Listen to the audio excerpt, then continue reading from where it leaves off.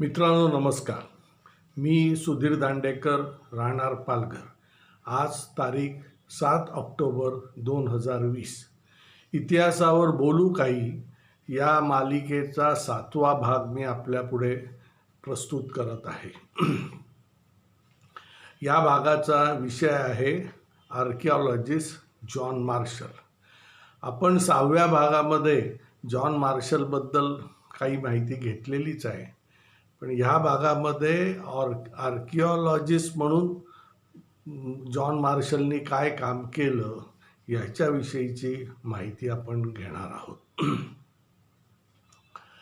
ASI म्हणजे archaeological survey of India या खात्याची निर्मिती 1861 साली झाली. आता याच्यापुढे दरवेळेला आर्किओलॉजिकल सर्वे ऑफ इंडिया असं न म्हणता मी ASI असा शॉर्टमध्ये त्याचा उल्लेख करणार आहे. तर ASIची निर्मिती म्हणजे त्या खात्याची स्थापना 1861 साली झाली आणि या खात्याचा डायरेक्टर जनरल म्हणून अलेक्झांडर कनिंगहॅम याची नेमणूक झाली. 1861 ते 1885 असं जवळजवळ 24 वर्ष तो या खात्याचा डायरेक्टर जनरल म्हणून होता. या 24 वर्षात त्यांनी मुळामध्ये भारतामध्ये असलेल्या ऐतिहासिक वास्तूंची सूची केली, त्याचे कॅटलॉग प्रसिद्ध केले. असं एक प्राथमिक स्वरूपाचं काम अलेक्झांडर कनिंगहॅम यांनी केलं. 1885 ते 1896 या 11 वर्षाच्या काळासाठी जेम्स बर्जेस या माणसाची डायरेक्टर जनरल म्हणून नेमणूक झाली. तुम्हाला मुद्दाम सांगतो की अलेक्झांडर कनिंगहॅम आणि जेम्स बर्जेस हे काही आर्किओलॉजी शिकलेली माणसं नव्हती. अनुभव आणि आवड याच्या जोरावर ते या खात्यात आलेले होते. 1896 ते 1902 ही 5 वर्ष डायरेक्टर जनरलचं पद रिकामच राहिलं, कारण त्यावेळच्या इंग्रजी राज्यकर्त्यांना असं वाटत होतं की आर्किओलॉजिकल म्हणजे ASIवरती खर्च जो होतो तो तसा निरुपयोगीच आहे. तेव्हा आपण जर तो खर्च वाचवण्याचा प्रयत्न करण्यासाठी म्हणून हे पद भरलंच नाही. पण 1899 लॉर्ड कर्झन हा व्हॉइसरॉय म्हणून भारतामध्ये आला आणि त्याला इतिहासाची आवड आणि जाण दोन्ही असल्यामुळे त्यांनी जेव्हा बघितलं की ASIचा डायरेक्टर जनरल ही पोस्ट रिकामी आहे, तेव्हा त्यांनी ती ताबडतोब भरण्याचं ठरवलं आणि त्याप्रमाणे त्यांनी ब्रिटिश म्युझियमच्या डायरेक्टरला पत्र लिहिलं की मला ह्या पोस्टसाठी एक अतिशय हुशार तरुण आणि आर्किओलॉजीचं रीतसर ज्याने शिक्षण घेतलेलं आहे असा आणि ज्याला शास्त्रोक्त पद्धतीने उत्खनन करण्याचा अनुभव आहे असा एक माणूस मला तुम्ही शोधून द्या. त्याप्रमाणे म्हणजे ब्रिटिश म्युझियमचे डायरेक्टर सर एडवर्ड थॉम्सन यांनी जॉन मार्शल याची नेमणूक केली. त्या वेळेला जॉन मार्शल हा फक्त 25 वर्षाचा होता. जॉन मार्शलच्या बद्दल त्यांनी असं लिहिलेलं आहे की अतिशय हुशार, आणखीन उत्साही आणि मनमिळावू असं व्यक्तिमत्व असलेला हा माणूस आहे आणि तो तुम्हाला आवडेल असं मला वाटतं. जॉन मार्शलनी केम्ब्रिज विद्यापीठातून आर्किओलॉजी या विषयामध्ये पदवी मिळवलेली होती. तो हुशार विद्यार्थी म्हणूनही गणला गेलेला होता आणि त्याला अनेक बक्षीसही मिळाली होती. आणि त्यांनी ग्रीस आणि क्रीट बेट येथील उत्खननामध्ये आर्थर इव्हान्स आणि डेव्हिड होगार्ड या 2 अनुभवी आर्किओलॉजिस्टच्या हाताखाली उत्खननाचं काम केलेलं होतं. म्हणजे त्याला अनुभव होता. म्हणजे ज्या ज्या गोष्टी लॉर्ड कर्झननी दिलेल्या होत्या त्या सगळ्यामध्ये हा उत्तीर्ण होत होता. म्हणून लॉर्ड कर्झननी 1902मध्ये जॉन मार्शलची ASIचा डायरेक्टर जनरल म्हणून नेमणूक केली.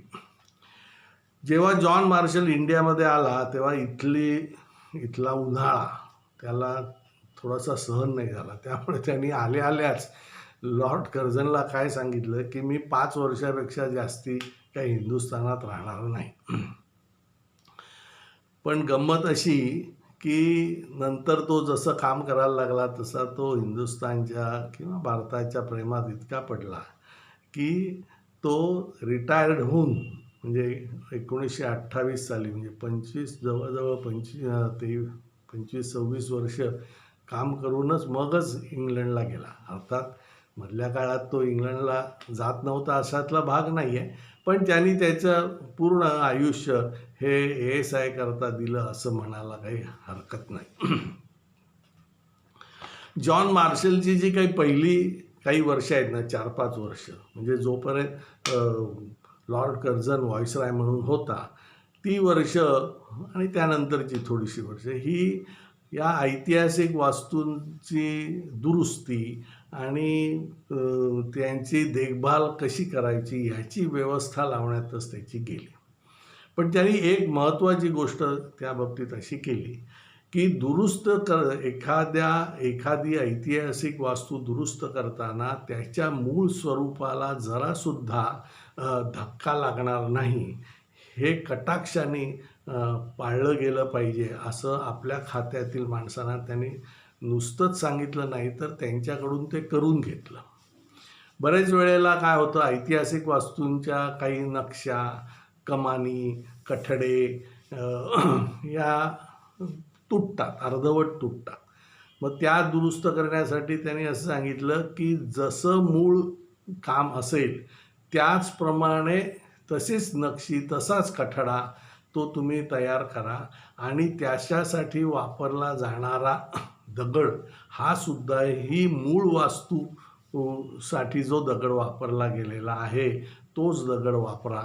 त्यामुळे ही जी दुरुस्ती केलेली आहे ती चटकन लक्षात येणार नाही अशा तऱ्हेने काम झालं पाहिजे, म्हणजे मूळ वास्तूचं स्वरूप जसंच्या तसं टिकून राहतं असं त्याचं म्हणणं होतं आणि ते कटाक्षाने त्यांनी पाळलं आणि पाळायला लावलं. तेव्हा ही एक महत्त्वाची गोष्ट त्यांनी केलेली आहे. त्यांनी आर्किओलॉजिस्ट म्हणून काय कामं केली तर याचा जर आढावा घ्यायचा झाला तर आपल्याला 3 गोष्टी सांगता येतील. त्या 3 गोष्टी म्हणजे उत्खनन करण्याचं, हल्लीच्या भाषेत बोलायचं झालं तर ऑपरेटिंग सिस्टीम म्हणजे स्टँडर्ड ऑपरेटिंग प्रोसिजर SOP ज्याला म्हणतात ते त्यांनी तयार केलं आणि नुसतंच तयार केलं नाही तर ते शिकवलं आणि करवूनही घेतलं. म्हणजे अशा सगळ्या गोष्टीतून उत्खनन कसं करावं ह्याचं एक प्रात्यक्षिक त्यांनी सगळ्यांना दिलं, म्हणजे प्रशिक्षण दिलं. प्रात्यक्षिक तर दिलंच आणि शिक्षणही दिलं. त्यामुळे मोहेंजोदडो, हडप्पा, सारनाथ, सांची आणि तक्षशिला इथे जी त्याच्या निरीक्षणाखाली जी उत्खननं झाली ती अतिशय व्यवस्थित झालेली आहे. आता उत्खनन कसं केलं जातं मी तुम्हाला ह्याच्याविषयी थोडंसं सांगतो. ज्या ठिकाणी उत्खनन करायचं असतं ना ती साईट बघून त्याच्यावर असे चौकोन आखले जातात. मग ते काय 30 बाय 30, 50 बाय 50 ज्या साईटचा विस्तार बघून असे चौकोन आखले जातात. मग त्यातला एक चौकोन खणाला घेतला जातो. तो फक्त 1 फूटच खणला जातो आधी. मग त्या फुटामध्ये जर काही नाणी, मणी, सील ज्या काही गोष्टी सापडतील त्या वेगळ्या केल्या जातात आणि त्याचं नोंद केली जाते. असं 1-1 फूट खणत जाऊन त्याच्यात मिळणाऱ्या गोष्टींची नोंद करून त्या गोष्टी त्या त्या थराप्रमाणे वेगळ्या केल्या जातात. म्हणजे इतकं ते बारकाईने काम करावं लागतं. उत्खनन करणाऱ्या मजुरांनी सुद्धा अतिशय व्यवस्थितपणे उत्खनन करावं, एखादी गोष्ट न तोडता बाहेर काढावी ह्याच्यासाठी म्हणून त्यांनी जो कोणी अशी चांगली वस्तू शोधून देईल त्याला, त्या मजुराला बक्षीस देण्याची सुद्धा त्यांनी व्यवस्था करून ठेवलेली होती. त्यामुळे ते सगळं उत्खनन अतिशय चांगल्या तऱ्हेने झालं. दुसरी महत्त्वाची गोष्ट जॉन मार्शलने अशी केली की अतिशय हुशार अशी भारतीय माणसांना ASIमध्ये नोकऱ्या दिल्या. त्यांनी काय केलं की निरनिराळ्या युनिव्हर्सिटीमध्ये संस्कृत आणि पर्शियन किंवा अरबी या भाषेत पहिले येणाऱ्या लोकांना त्यांच्या मुलाखती घेऊन त्यातल्या काही लोकांना म्हणजे जे कोण सिलेक्ट होतील त्यांना त्यांनी ASIमध्ये नोकऱ्या दिल्या. त्यामुळे भारतीय आर्किओलॉजिस्ट त्यांनी अक्षरशः घडवले. आता त्यांची जर तुम्हाला अशी नावं सांगायची झाली तर ती अशी आहेत की दयाराम साहनी यांनी हडप्पा येथे उत्खनन केलं. त्याच्यानंतर राखालदास बॅनर्जी ही आर्किओलॉजीमधली फार प्रसिद्ध नाव आहे, त्यांनी मोहेंजोदडोमध्ये उत्खनन केलं. त्याच्यानंतर काशीनाथ नारायण दीक्षित, देवदत्त भांडारकर, नंतर गुलाम कादीर आणि जफर हसन ही त्यातली काही महत्त्वाची कामं. गुलाम कादीर यांनी सांचीच्या स्तूपाचं काम केलं. तर ही माणसं अक्षरशः त्यांनी घडवली आहे. काशीनाथ नारायण दीक्षित हे नंतर म्हणजे 1937 साली म्हणजे जॉन मार्शल 28 साली रिटायर झाल्यानंतर त्या लगेचच नंतरच्या 10 वर्षामध्ये ASIचे डायरेक्टर जनरल म्हणून झाले. म्हणजे इतक्या तऱ्हेने त्यांचं प्रशिक्षण केलं गेलेलं होतं की ते डायरेक्टर जनरल झाले. आता माणसं घडवणं आणि सिस्टीम लावणं ही जी काही इंग्रजांची पद्धत आहे ना ती फार महत्त्वाची आहे आणि ती त्याप्रमाणे त्यांनी केलेली आहे. दुसरं म्हणजे इंग्रजांची गुणग्राहकता कशी असते त्याचं एक मी तुम्हाला उदाहरण सांगतो. नाशिकच्या कलेक्टर ऑफिसमध्ये एक गुप्ते नावाचे गृहस्थ क्लार्क म्हणून काम करत होते. पण त्यांना या जुनी नाणी, ताम्रपट ह्याच्या सगळ्यामध्ये अतिशय इंटरेस्ट होता. त्यामुळे त्यांनी त्याच्यावरचे काही असे छोटे छोटे रिसर्च पेपरसुद्धा लिहिलेले होते. आणि त्यांच्या कर्मधर्म संयोगाने किंवा त्यांच्या नशिबामुळे हर्मन ओल्डनबर्ग हा गॉटिंजेन युनिव्हर्सिटीत संस्कृतचा प्रोफेसर असलेला माणूस हा नाशिकमध्ये बुद्धकालीन लेणी बघण्यासाठी आला. आणि त्यावेळेला त्याचा आणि गुप्त्यांचा संबंध आला. त्यांनी एकूण गुप्त्यांच्या ज्ञानाची म्हणजे ज्ञान बघून ते एकदम खुश झाले आणि त्यांनी म्हणजे जॉन मार्शलला ॲड्रेस केलेलं एक पत्र गुप्त्यांना दिलं आणि त्याच्यात त्यांनी असं लिहिलं की ह्या माणसाला जर तुम्ही आर्किओलॉजी ASIमध्ये नोकरी दिली तर ह्याच्या आवडीमुळे त्याचं चीज होईल आणि ASIलाही फायदा होईल. आणि ते पत्र गुप्त्यांनी जॉन मार्शलकडे पाठवलं आणि गुप्त्यांना ASIमध्ये नोकरी लागली. म्हणजे एखाद्याचे गुण बघून त्याला कसं पुढे आणावं ही जी काही इंग्रजांची पद्धत होती ना ती फार महत्त्वाची. आपण त्याचं अनुकरण करायला पाहिजे असं मला वाटतं. ते नुसतं हो खूप छान आहे, खूप चांगलं तुझं ज्ञान आहे असं म्हणून थांबत नाही, ते त्याच्यावर कृती करतात. हे फार महत्त्वाचं आहे. आता जॉन मार्शलचं सर्वात महत्त्वाचं जे काही काम आहे ते म्हणजे मोहेंजोदडो आणि हडप्पा ह्याचं उत्खनन. तुम्हाला मी एक गोष्ट म्हणजे इथे मुद्दाम सांगणं भाग आहे की मोहेंजोदडो आणि हडप्पा ही स्थानं आधीपासून माहिती होती. म्हणजे इथे ह्या दोन ठिकाणी काहीतरी खाली दडलेलं आहे. याची माहिती अलेक्झांडर कनिंगहॅमलाही होती. 1853 तो हडप्पाला जाऊनही आलेला होता आणि 1873 त्यांनी तिथे थोडं उत्खननही केलेलं होतं. पण 1853 ते 1873 या 20 वर्षाच्या काळामध्ये काय गोष्ट झाली की पंजाब सिंध रेल्वे लाईन टाकण्याचं काम सुरू झालं आणि तिथे रेल्वेच्या रुळाखाली टाकण्यासाठी या हडप्पामधल्या अनेक विटा म्हणजे लाखो विटा उचलल्या गेल्या आणि त्या टाकल्या. त्यामुळे जे काही अपरिमित नुकसान झालेलं आहे ना, त्याची आपल्याला कल्पना करता येणार नाही. पण एवढं होऊन सुद्धा जे काही सापडलं तेही खूप महत्त्वाचं आहे.